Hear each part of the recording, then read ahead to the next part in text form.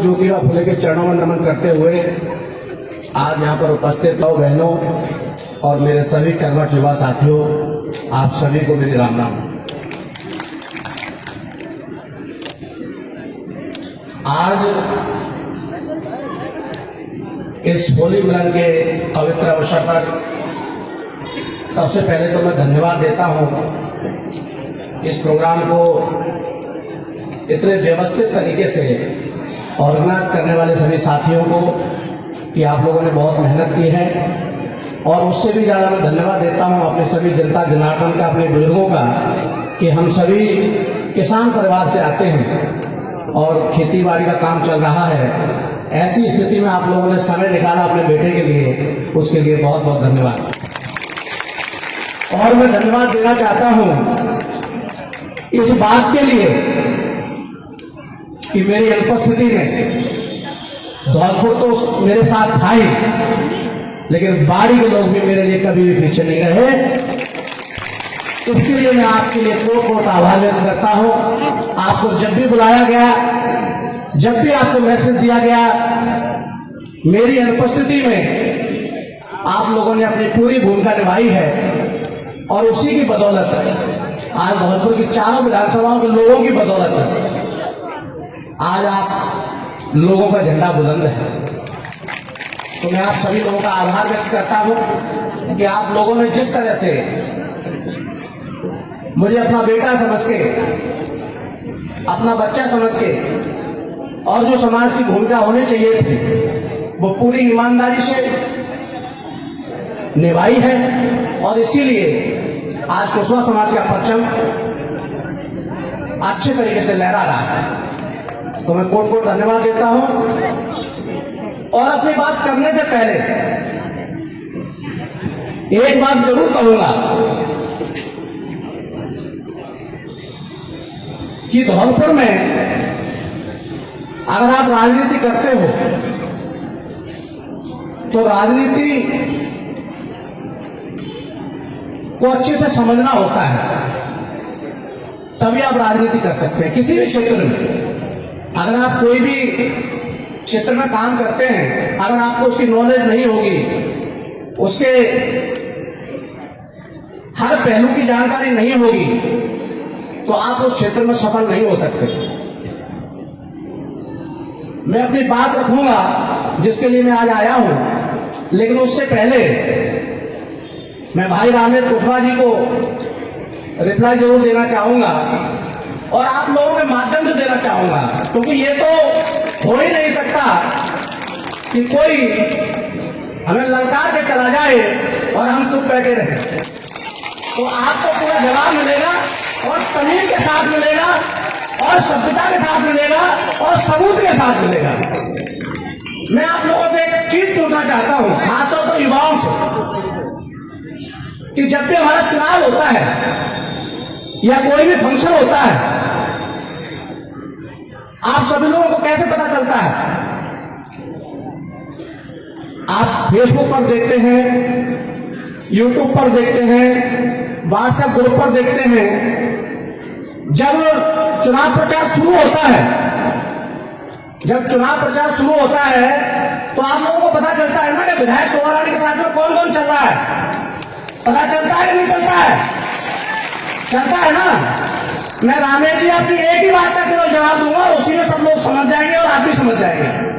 आप अपने माँ बाप की कसम कह के बता दो कि आप शोभा रानी कुशवाहा के चुनाव में कितने दिन धौलपुर विधानसभा में घूमे। एक मुझे फोटो बता दो। और अगर नहीं है तो आपको तो अधिकार ही नहीं बनता कि मुझे आप सलाह दो। कौन हो तुम सलाह देने वाले भाई? आपको अगर कोई बात रखनी थी, अब बैठ जाइए। अब बैठ, मैं झूठ बोल सकता हूं, कोई और झूठ बोल सकता है, लेकिन सबूत झूठ नहीं बोलता। फेसबुक की आईडी चेक कीजिए, जितने भी दिन प्रचार प्रसार हुआ है, कौन से गांव में कितनी जगहों पर कौन कौन व्यक्ति कुशवाहा समाज की लाज बचाने के लिए लड़े थे, यह आपको पता चल जाएगा। दूसरी रही बात गुमराह होने की, तो मैंने कभी भी ना 7 तारीख को किसी का नाम लिया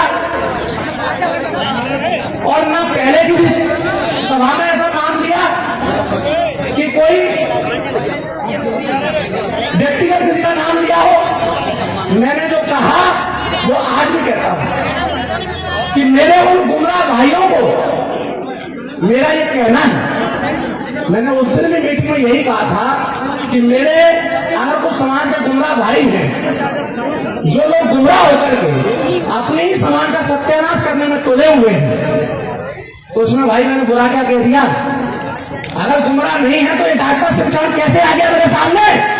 कोई जवाब देगा इस बात का? मेरे ही सारू को मेरे सामने कैसे खड़ा कर दिया? ये कोठी और महनों का कमाल था, और उन कोठी और महनों में चमचे थे वही गुमराह लोग हैं। अगर वो चमचे नहीं है तो भाई के साथ खड़े होते और डॉक्टर शिवचरण कुशवाहा को समझाने का काम करते। क्या समझाया आपने जाकर के? कितने लोगों को इकट्ठा किया कि उसको समझा सके? क्या कोई व्यक्ति किसी की औकात समाज से बढ़ के हो सकती है क्या? नहीं हो सकती।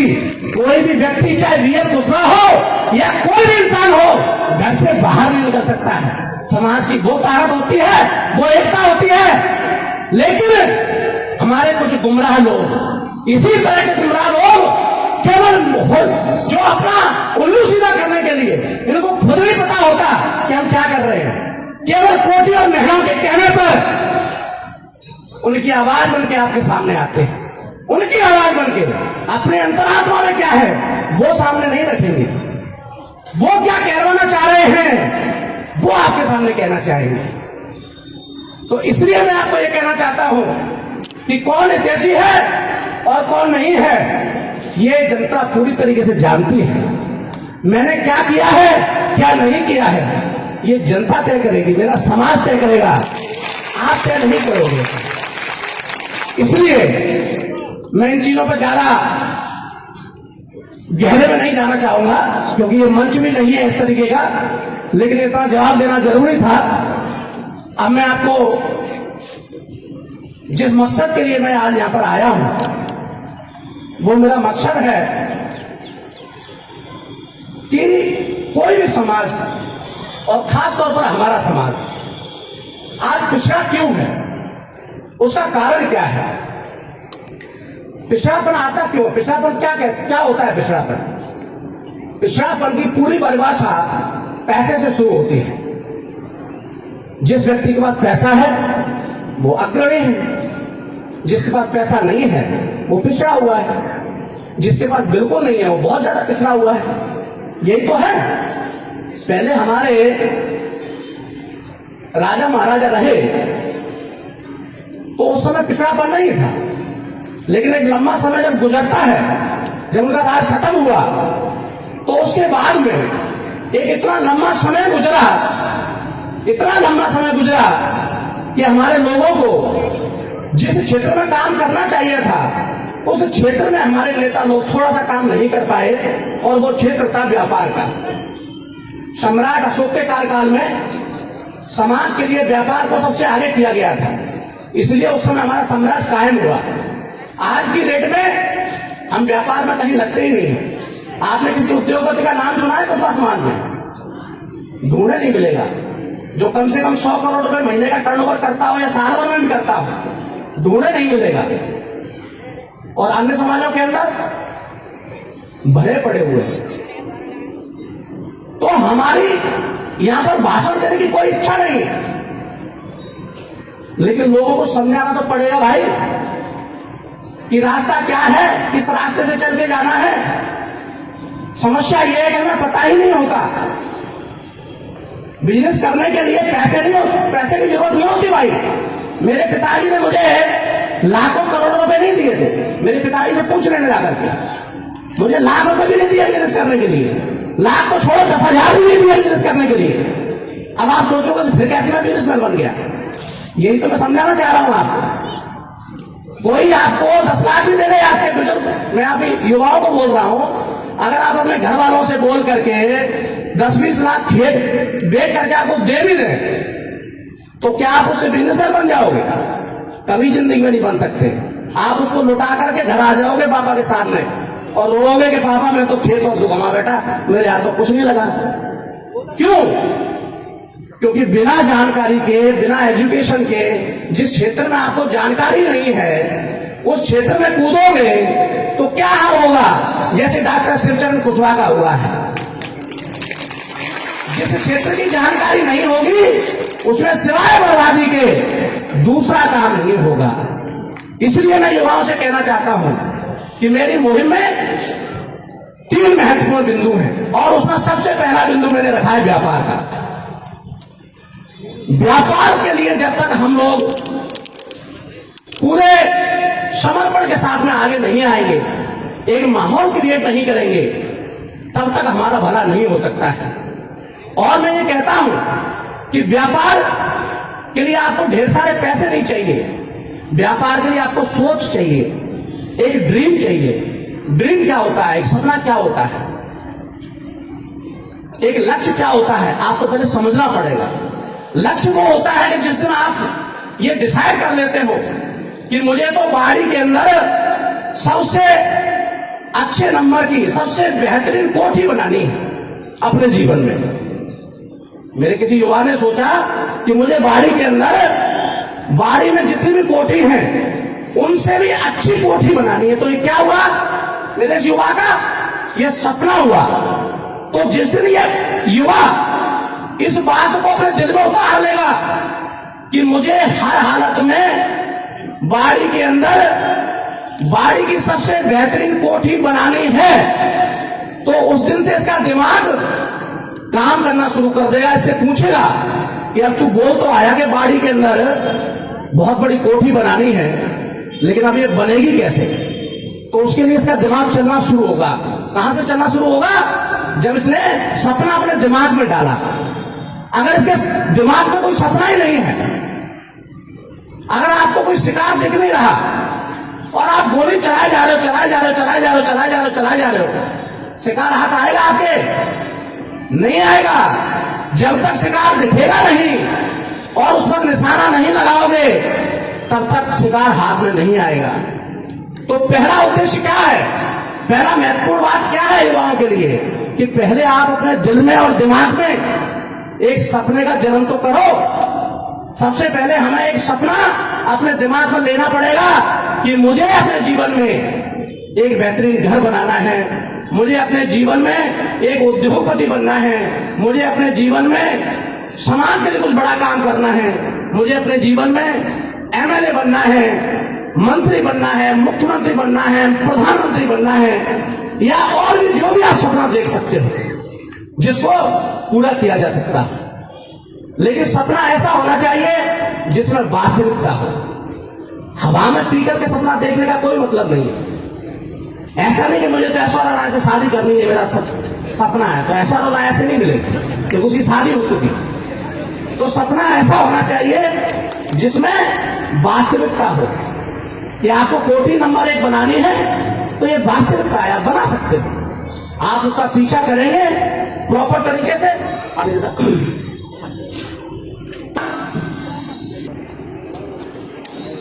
तो सबसे पहले मेरे युवाओं को अपना एक सपना अपने दिल में सजोना है कि मुझे अपने जीवन में ये सपना पूरा करना है, ये लक्ष्य पूरा करना है। जब आप ये डिसाइड कर लो तो एक काम और करना है, वो ये करना है कि उसकी फोटो खींच लो, उसकी एक तस्वीर बना लो, और एक नहीं कम से कम 3 बना लो। एक तस्वीर जहां पर आप सोते हो रात को, उसके सामने लगा दो दीवार पर।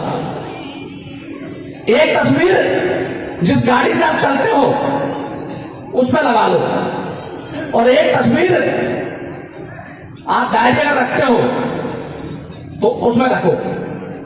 और जब भी आपका कोई रिश्तेदार मिले, दोस्त मिले, जो भी मिलने वाला मिले, उसको दिखाओ उस पट्टिका को या जो तस्वीर आपने बनाई है कि देखो भाई, मैंने ये सपना देखा है, मैं बाड़ी के अंदर 1 नंबर की कोठी इतने समय में, समय भी डालना है आपको। ऐसा नहीं कि केवल कोठी लिख दी और ऐसी हवा में, आपको समय भी डालना पड़ेगा। समय से मतलब एक फिक्स समय होना चाहिए, 4 साल में, 5 साल में, 2040 में, 2045 में, 2050 में। तो जब आप उसमें लिख लोगे कि आपने लिख लिया उसके ऊपर कि मुझे बाड़ी में 1 नंबर की कोठी बनानी है और वो भी 10 साल के अंदर, आज 2025 चल रहा है तो 2035 में मुझे ये सपना पूरा करना है। आपने लिख लिया। ये मैं एक उदाहरण दे रहा हूं, सपना आपका कुछ भी हो सकता है। तो आपने लिख लिया। लिखने के बाद में आपने क्या किया, उसको अपने दोस्तों को, रिश्तेदारों को और अपने मिलने वालों को बता दिया कि मैं 2035 में बाड़ी की नंबर 1 की कोठी बनाने जा रहा हूं। तो आप दूसरे दिन जब आपकी नींद खुलने में जो तकलीफ होती है ना, सुबह जगने में, बुजुर्ग कहते हैं बेटा जल्दी जग जा, जल्दी पढ़ाई कर ले, कहते हैं कि नहीं कहते हैं, लेकिन सुबह जगने में बहुत दिक्कत होती है।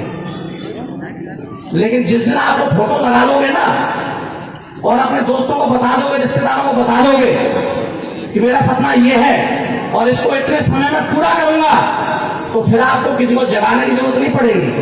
आप समय पर जग जाओगे और ये सोचने पर मजबूर हो जाओगे कि ये सपना मुझे पूरा करना है और कैसे करना है। इसके लिए आपका दिमाग चलना शुरू कर देगा और जब आपका दिमाग चलना शुरू कर देगा तो आपको एक नहीं 10 रास्ते मिलेंगे, 10 रास्ते मिलेंगे। वो पूछेंगे कि भाई बता तुझे कौन से रास्ते से चलना है, मैं भी तुझे ले चलता हूं, मैं भी तुझे ले चलता हूं, मैं भी तुझे ले चलता हूं। लेकिन ये तभी होगा जब आप चलना शुरू करोगे। अगर आपने सोचा ही नहीं है कि मुझे दिल्ली जाना है तो फिर आप पहुंचोगे कैसे? आपके जहन में, आपके दिमाग में ये बात आनी तो चाहिए कि आप कोई बड़े आदमी बनना चाहते हो, व्यापारी बनना चाहते हो, तो ये मुख्य काम जो है इसको आप सबसे पहले कीजिए। इसके बाद में दूसरी कड़ी स्टार्ट होती है व्यापार की। वो होती है कि उस बिजनेस को, उस सपने को पूरा करने के लिए हमें बिजनेस करना पड़ेगा। और बिजनेस करने के लिए पैसे की इसलिए जरूरत नहीं पड़ती है, मैं आपको बता दूं जानकारी के लिए। आपने जितने भी जो नाम सुने उद्योगपतियों के, टाटा, बिरला, अडानी, अंबानी, सुने या नहीं सुने? एक भी बंदा इसमें ऐसा नहीं है जो अपने बाप का पैसा लगा के बिजनेस करता है। सभी लोग बैंक के पैसे से बिजनेस करते हैं, जनता के पैसे से बिजनेस करते हैं। तो जब इतने बड़े बड़े लोग बैंक के पैसे से बिजनेस करते हैं जिसकी ब्याज साल भर की मात्र 7%, 8% होती है। कितनी? 7%, 8%। और उसमें भी क्या होता है कि अगर दोस्ती हो गई किसी नेता से, बड़े वाले नेता से, तो वो भी माफ हो जाती है। तो जब ये लोग इतने बड़े बड़े अरबों खरबों के काम दूसरों से लेके करते हैं तो हमें अपनी जेब से लगाने की जरूरत क्या है भाई? अरे हम ज्यादा कुछ नहीं करें तो जो जमाना कर रहा है उसको कॉपी कर लो, उतने से ही भला हो जाएगा भाई। आप अपने बगल पे देखिए, अपने शहर के अंदर आपके बाद बंधुओं को देखिए, अपने बनिया भाई जो है क्या करते हैं, आप उनको देख लो। आपको कुछ ज्यादा करने की जरूरत ही नहीं है। धीरे से एक दुकान खोलते हैं, परचून की दुकान खोलते हैं, उसमें कभी कभी तो जो शक्कर की जो बोरी होती है उसमें भी शुरू कर देते हैं। और हम क्या करते हैं कि नहीं यार इसमें तो 10 रुपए बच गए। तो 1 महीने काम किया, 2 महीने काम किया, 3 महीने काम किया, दुकान बंद करके फिर निकल देते कि यार हमसे तो हो ही नहीं रहा। वो होता इसलिए नहीं है क्योंकि उनके बुजुर्गों ने उनको सीक्रेट समझाए हुए हैं कि बेटा पेशेंस रखना पड़ता है, धैर्य रखना पड़ता है, पूरी हिम्मत के साथ लगे रहना पड़ता है। एक दिन वो आएगा कि ये 10 रुपए 10 लाख में बदल जाएंगे और 10 करोड़ में बदल जाएंगे। इसलिए मैं अपने युवा भाइयों को कहना चाहता हूं कि सबसे पहले तो आप अपने जीवन में अपना एक लक्ष्य डिसाइड करें और लक्ष्य डिसाइड करने के बाद में अपनी प्रोफाइल को ऐसी बनाएं, प्रोफाइल को ऐसी बनाएं कि बैंक वाले उल्टा आपसे ये बोले कि भाई हरिओम तू मेरे से पैसा ले। बैंक के आपस में लड़े कि नहीं इनसे नहीं, तुम मेरे से पैसा ले लो। ये ऐसा सत्यता बता रहा हूं आपको। जब आपकी प्रोफाइल, आपकी इमेज ऐसी हो जाती है, जब लोगों को ये विश्वास हो जाता है कि दादा ने जो काम शुरू किया है, भाई ने जो काम शुरू किया है, वो बहुत ही अच्छा काम है और इससे प्रॉफिट आएगा ही आएगा, और ये आदमी समय पर अपनी किस्त भरता ही भरता है, तो मैं आपको गारंटी दे रहा हूं, बैंक एक नहीं 4-4 बैंक मैनेजर आपके दरवाजे पर खड़े होंगे टाइम लेने के लिए। वो कैसे होगा?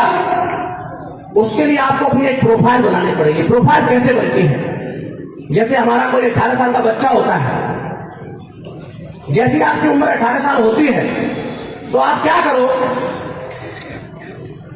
अपना आधार कार्ड सभी का बना होता है, अपना पैन कार्ड जारी करवाओ। पैन कार्ड जारी कराने के बाद में अपना बैंक खाता खोलो। बैंक खाता खोलने के बाद में कोई भी काम जिसमें आपकी महारत हो, चाहे आप समोसे बेचने का काम करो, अगर आपको ऐसा लगता है कि आप समोसे बहुत अच्छे बना लेते हो और लोगों को पसंद आएंगे, तो आप उस काम को अपना बिजनेस बना सकते हैं। ये कोई जरूरी नहीं है कि आप बड़ी बड़ी फैक्ट्री खोल के स्टार्ट करो। आप पहले अपनी शुरुआत करो जीरो से। आपने समोसे बेचने का ही काम शुरू किया, एक उदाहरण के तौर पर, तो क्या होगा, शुरुआत में आपको थोड़ी सी तकलीफ होगी। ये आपको ही नहीं होती है, ये संसार के हर बिजनेसमैन को होती है। ऐसा कोई बिजनेसमैन नहीं हुआ आज तक धरती पर जो कभी फेल नहीं हुआ हो या उसको नुकसान नहीं हुआ। सबको होता है, थोड़े दिनों तक सबको परेशानी होती है, लेकिन जब आप लगे रहेंगे तो धीरे धीरे आपका विश्वास बढ़ने लगेगा। शुरुआत में आपको एकदम से लाखों रुपए नहीं आएंगे, लेकिन धीरे धीरे जब आप उस पर काम करेंगे, क्वालिटी को अच्छा करेंगे, अपने ग्राहक के साथ ईमानदारी बरतेंगे, जिससे लिया है उसको टाइम पर देंगे, तो देने वाले भी आपके पीछे खड़े हो जाएंगे हर तरीके से, और आपका काम चलने निकलेगा। तो जब धीरे धीरे आपका काम शुरू होगा, तो शुरुआत में आप महीने में कितने कमाओगे? 20,000 कमाओगे। धीरे धीरे करके वही चीज आपके कहां पहुंचेगी? 50,000 पर पहुंचेगी। जब 50,000 कमाने लगोगे, आप अपने काम को और बढ़ाओगे, तो लाख पे पहुंचेगी, 10 लाख पर पहुंचेगी, करोड़ों पे पहुंच सकती है। लेकिन इसमें एक गलती होती है ज्यादातर हमारे युवाओं से। वो गलती क्या होती है, उसको हमें नहीं दोहराना है। जो गलती हम करते हैं लेकिन वो लोग नहीं करते, वो सेठ लोग नहीं करते।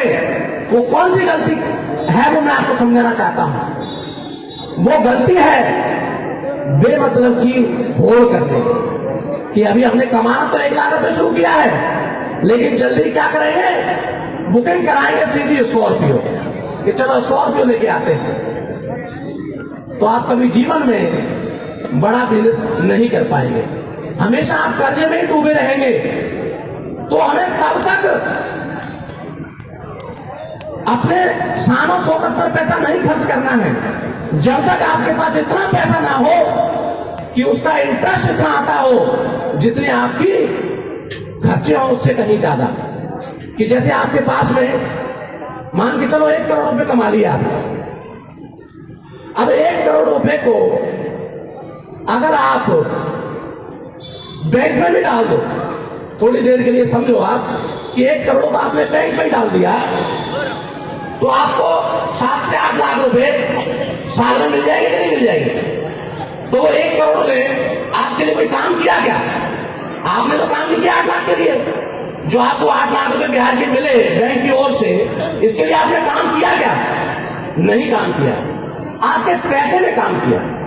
तो जो सीक्रेट है जिंदगी का, वो सीक्रेट ये है कि जिस दिन आपको पैसा कमाने के लिए काम नहीं करना पड़े, आपका पैसा ही आपके लिए काम करे, उस दिन आप समझ लेना कि आप बिजनेसमैन हो गए। आपका बेटा 10 साल के लिए अंदर था, आपका बेटा 10 साल के लिए अंदर था, अगर हमने उसको नहीं समझा होता इन बड़े बड़े लोगों की इस सीक्रेट को, तो आज आपके सामने थोड़ी खड़ा होता। 10 साल में तो आप समझ ही सकते हो कि क्या क्या हो सकता है आदमी के लिए। धौलपुर जिले के अंदर पूरे हिंदुस्तान में पूछ लेना, आज तक आपके बेटे ने कुशवाहा समाज से 1 रुपए का चंदा नहीं लिया है। 1 रुपए का चंदा नहीं लिया है, ये इतिहास गवाह है। और वो क्यों नहीं लिया है? क्योंकि मैं जानता हूं अपने समाज की परिस्थिति को। क्योंकि अगर चंदे से लड़ना होता तो फिर तो मेरे जैसे और तमाम नेता थे, फिर समाज मुझे क्यों पकड़ के लाता? क्योंकि समाज को पता था कि इन बड़े बड़े लोगों से लड़ने के लिए खाली बातों से काम नहीं चलेगा, एक दूसरे के ऊपर छेड़खानी करने से काम नहीं चलेगा। आदमी ऐसा होना चाहिए जो इन बड़े बड़े लोगों के सामने खड़ा हो सके और हर क्षेत्र में उनका सामना कर सके। इसलिए मैं आप सब लोगों को कहना चाहता हूं कि व्यापार के लिए अपना पहले मन बनाइए कि हर हालत में हमें व्यापार करना है। अगर आपके पास पैसा नहीं है तो मैं आपको लिख के दे सकता हूं, दुनिया की कोई भी ताकत आपको सम्मान नहीं दिला सकती, आपको स्वाभिमान नहीं बचा सकती। केवल पैसा ही एक ऐसी चीज है कि ये जमाना आपको सल्यूट करेगा। अगर पैसा नहीं होगा तो आपके रिश्तेदार भी बोलेंगे ये तो मेरा दूर का रिश्तेदार है भाई, नजदीक का रिश्तेदार नहीं है। तो इसलिए भाइयों, आप सब लोग अपने अपने बच्चों को हर परिवार के अंदर ये कसम दिलाइए कि हमें हर हालत में अपनी शुरुआत करनी है, व्यापार को आगे बढ़ाना है, व्यापार करना है। और उसके लिए मैं पहले से ही, अभी मुझे आए हुए भी 2 से 3 महीने हुए हैं, जब कोई बड़ा काम करना होता है तो रातों रात कोई जलेबी नहीं सीखती है कि आराम से जलेबी बनाओ और खा जाओ। उसके लिए प्लानिंग लगती है, उसके लिए समय लगता है, उसके लिए पूरा एक प्लेटफॉर्म बनाना पड़ता है।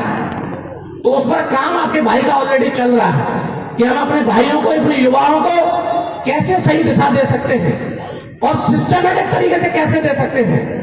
क्योंकि आज की डेट में अगर मैं एक अपने युवा भाई को समझाने बैठूं तो क्या मैं समझा पाऊंगा पूरे देश में? नहीं समझा पाऊंगा ना। तो इसलिए मुझे एक ऐसा सिस्टम बनाना है, एक ऐसा तरीका बनाना है कि मैं अपने थोड़े से समय में ही अपने केवल धौलपुर जिले के ही नहीं, केवल राजस्थान ही नहीं, पूरी हिंदुस्तान के कुशवाहा समाज के युवाओं के लिए एक रास्ता दे सकूं कि आ जाओ इस प्लेटफॉर्म पर और ऐसे चलिए और अपने लक्ष्य तक पहुंचिए। उसके लिए मैंने अपना काम शुरू कर दिया है और जल्दी ही 2025 के एंड होते होते उससे पहले ही ये धमाका आपको पूरे देश में सुनाई देगा। तो आप निश्चिंत रहिए, बस आप अपने दिल में ये ठान लीजिए कि नहीं, हमें हर हालत में बिजनेसमैन बनना है। घर में एक बच्चे को तो बिजनेसमैन बनाना ही है। जब आप ये ठान लोगे तो निश्चित रूप से हर घर की स्थिति सुधर जाएगी। आपको पता है ये पिछड़ापन गायब हो जाएगा अपने आप ही। आज हमारा कोई परिवार का बच्चा सरकारी नौकरी में लग जाता है तो क्या होती है सरकारी नौकरी? एक पैसे की आवक तो होती है भाई, उससे लगातार पैसे आने लगते हैं और उस पैसे से हम अपने बच्चों को अच्छी तरह से पढ़ाने लगते हैं। सरकारी में अच्छी शिक्षा नहीं मिलती तो हम प्राइवेट में भेजने लगते हैं, जहां उसको अच्छे से पढ़ाई मिलती है। हम उसको अच्छे से उसके स्वास्थ्य का ध्यान रखते हैं, जहां उसको डेली दूध मिलना चाहिए तो हम उसको दूध पिला पाते हैं, अच्छा खाना खिला पाते हैं। किस वजह से? केवल पैसे की वजह से। और पैसा नहीं होता है तो ना तो हम अपने बच्चों को शिक्षा दिला पाते हैं, ना अपने बच्चों को ढंग से खिला पिला पाते हैं। तो हमारे बच्चे दिमागी तौर पर भी कमजोर, शरीर की ओर से भी कमजोर, तो बाकी दुनिया तो कमजोर उसको कर ही देगी। बाकी बचेगा क्या? जब हमारा बच्चा दिमाग से कमजोर होगा, शरीर से कमजोर होगा, तो फिर हमारे पास क्या है कंपटीशन करने के लिए? अब आप उम्मीद करो उस बच्चे से कि उस बच्चे से जाकर के ताल में ताल मिलाए जो शरीर में स्वस्थ है, दिमाग में स्वस्थ है, उसके बाप दादाओं के सपोर्ट की वजह से स्वस्थ है। तो हमारा बच्चा कैसे लड़ेगा उससे? नहीं लड़ सकता है। कंपटीशन कर ही नहीं सकता है। इसलिए हमें अगर अपने स्वाभिमान को बचाना है तो हमें इस बात को समझना पड़ेगा, घर घर चर्चा करनी पड़ेगी कि भाई इसके बिना हमारा उद्धार नहीं होगा, हमारी कौम का उद्धार नहीं होगा। तो ये कसम खाइए कि हर हालत में हम अपने परिवार के अंदर एक बिजनेसमैन जरूर बनाएंगे, जरूर बनाएंगे, जरूर बनाएंगे। दूसरी चीज आती है शिक्षा की। शिक्षा केवल स्कूल ही नहीं होती। स्कूल में जो शिक्षा लेते हैं वो तो है ही, वो तो अपने को दिलानी ही है, क्योंकि जो टारगेट आप 10 साल में पूरा करेंगे बिना शिक्षा के, अगर आप शिक्षित हैं, हमारा बच्चा अगर शिक्षित है, पढ़ा लिखा है, दुनिया देखी है उसने, तो उसको जमाने की समझ आ जाएगी। तो जो काम 10 साल में होना होगा वो काम 5 साल में हो जाएगा। तो इसलिए शिक्षा हमारे जीवन में बहुत जरूरी है। जो व्यक्ति शिक्षित हो जाता है, जो बच्चा शिक्षित हो जाता है, उसको आपको बहुत ज्यादा धक्का देने की जरूरत नहीं पड़ेगी, उसको बहुत ज्यादा सपोर्ट की जरूरत नहीं पड़ेगी, क्योंकि वो व्यक्ति, वो बच्चा जमाने की सारी व्यवस्थाओं को समझने लगता है। कहां पर कौन सी चाल चलनी है, कौन सी चाल से बचना है, कौन का सामना करना है, कैसे करना है, वो सारी चीजें ऑटोमेटिकली उस बच्चे के अंदर आने लगती हैं। और पढ़ाई का मतलब केवल अखबार पढ़ना नहीं होता। हमारी समाज में एक बहुत